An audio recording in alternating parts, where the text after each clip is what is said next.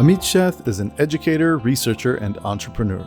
He is the founding director of the university-wide AI Institute, NCR Chair and Professor of Computer Science and Engineering at the University of South Carolina. He is a fellow of IEEE, AAAI, AAAS, and ACM. Some key areas of his R&D contributions include federated databases, semantic information integration, distributed and adaptive workflows, and in recent years, knowledge-infused learning for neurosymbolic AI. He has co-founded 4 companies, including EZDI, the first semantic search company in 1999, which pioneered technology similar to what was found in knowledge graph-driven Google semantic search around 2013. He is particularly proud of the exceptional success of his over 45 PhD advisees and postdocs.